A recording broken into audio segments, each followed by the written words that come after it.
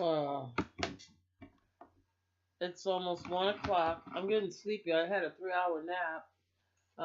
I got woke up when uh I got well, I didn't get a surprise. I found out Monday that I was gonna get some Omaha um, steaks, and I not really crazy about hot dogs, but it came with some hot dogs, and I just had a hot dog, and it was delicious. And let's see here, but I'm getting ready to go to sleep, so I'm very I even got sleepy. But I was very disturbed, not only by the interview, not the interview, but the press conference that Trump had, but by some of the things that was happening beforehand, as in the Russian. Well, I wrote it down. The Russian, is it a submarine off the coast of Norfolk, Virginia? It's not far from Washington D.C. Now they had that. It's 35 nautical miles. I don't know what nauticals, but that's sea miles, right? That's what I'm assuming. But 12 miles nautical is like what we claim off our coastline. But if you go by is it EEZ? It's 200 miles. So they're within our right to capture and take them to that place on Cuba. So there's other decisions besides just bombing them. Just surrounding them. They should have been did something. So that was very disturbing because Trump whole thing is about keep my America safe, but and it also somebody asked him a question about Russia, and he's talking about, I haven't talked to Russia, when they were showing lots of pictures of him with not with Putin, but a lot of well, there was a lot in the news about his conversation where he had spoken on in interviews about Russia, and um, I guess one thing about the way the Republicans are, with you could people really could tell that you're a little racist, is because they assume that everybody is going to have is their enemy, have a negative response because of all the nasty, disrespectful, narcissistic behavior that they exude, for lack of better words. But um, it's not necessarily everybody's gonna will respond like, but other folks don't have the history or the experience, or early childhood type of trauma that causes that behavior. If you want to, whooping is a type of trauma to a child, and especially the younger they are. And but anyway, and so if you don't have that experience, you don't have that what they're talking about, you're gonna come about it the way that you respond differently. And so right now it looks like Trump is more concerned and think he's at war with American citizens when we have a Russian ship sitting, 35 nautical miles off the coast of oh, I'm gonna write it down. Norfolk, Virginia. It's unacceptable. So I think that his prerogative. I think first of all, with the Steve Banner, um, trying to is not in his best interest. Um, and he's not getting information that he needs to be coherent. Um, and he's not getting. I don't see that he's getting any help with his speeches from some professional writer, so they could line it up so it'd be more coherent. Um, so so I don't see the normal situations that a president has to make him look presidential. I don't think he went to any etiquette classes, and And it's the what is he? He's supposed to be over the military, you know, supreme chief and whatever. He doesn't. I don't think. Well, let me put it this way. I really don't think that Trump ever had a job before. I think that he was in position where he was supposed boss, but like you could look at the Apprentice where he was supposed boss. He was just really observant, and everybody else was doing the work. I don't think he's ever been in a position where he was accountable for actually doing the work. When he's building his apartment buildings, he has contractors and other people that are in charge of the labor. He's never actually had to do labor.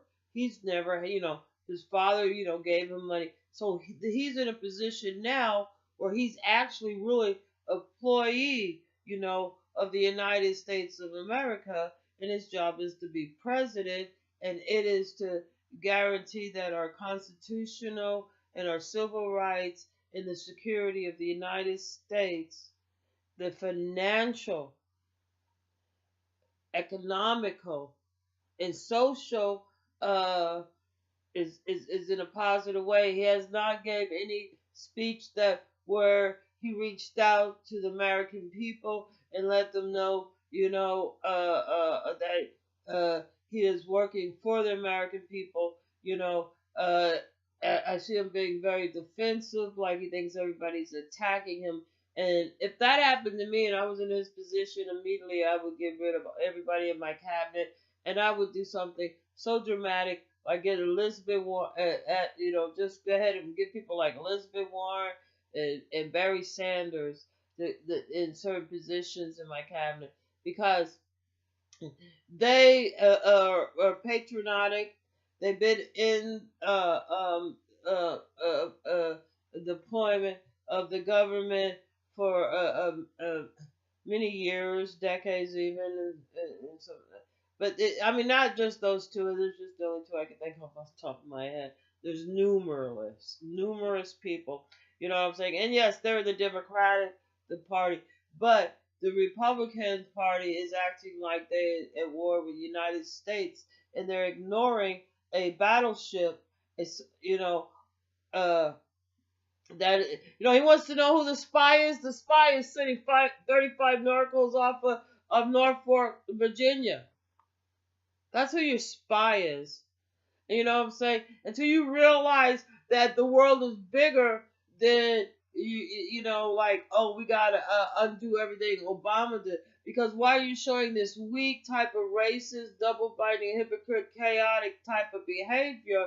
They're coming in and parking 35 nauticals off the shore of Norfolk, Virginia, and you're putting American citizens in danger because of your ignorant, racist, double-binding, hypocritical, narcissistic ways. And you need to get another goat, redirect your hostilities to where they're more productive in a political policy way, instead of your policy being to undo Obama and causing undoing Obama's administration uh, by trying undo whatever Obama put in. Whatever he did was for the benefit of the United States because he's a patriotic, you know, was in office, very patriotic, understood the Constitution. There's only someone that has studied constitutional law could, and he has. Well, that is what Trump needs, somebody that actually understands the political policies and the agendas and could understand how to react. And you're gonna cry, you lonely job or whatever. And that's another thing. That means like that you don't have respect for the employees. That you don't have respect for the people there that are fixing your food, cleaning the place, that are making the small everyday running messages, running errands. You know what I'm saying? And you can tell he doesn't have any respect because I heard that his food was very bad at the Trump's restaurant, and for you to have bad food means that you don't appreciate the employees and people that are working there, nor do you understand, or you're allowing the people that are working there, or the chef that's working there, be able to order his food and do his job. That's the only way you have bad food. There's no excuse in the United States not to have bad food. So you can see that he has been a bad employee, and not only that, his food sucks. Which is that shows the ultimate worst boss of a restaurant. He's non-existent at a boss. You know, 'Cause if you're the boss and you're there and you actually eat there, you know what I'm saying. You're gonna want the person, the chef there, to be happy. So you're gonna want to respect that person, respect the fact that this job is feeding and clothing and housing, and that he has a family, or everybody has a family. You know what I'm saying. And that doesn't necessarily mean you have to pay him $15 an hour, but you gotta at least pay at least like $9 or at least $10 an hour for the least of the jobs. And somebody like a chef or something that you have to give them a salary, and you have to give them a respectable salary to maybe where they're making $110,000, and that's nothing in New York. you know but what I'm saying is, and you'll get some fresh, delicious food, I promise. But like, he doesn't think like that because he's never ever, he doesn't even understand now that in his position, if you was the king of the world, you would still have a job to take care of the people in your kingdom, in which you're failing, and it's just coming up to 2 months. You're failing miserably. And if you listen to people like Paul Ryan and even your vice president, they have their own private agenda. They're not patriotic. They're over here thinking that, never mind. You got a ship off the course, off the coast of America, a Russian ship. Pay attention. Get your priorities straight. Understand that it's not about taking America's health care, Social Security, or making deals with China or Japan, rather. It's about the now. It's about the issues that are happening now. It's about keeping the security and the safety of the American people, not only financially, but you have to understand militarily. You have to understand the power.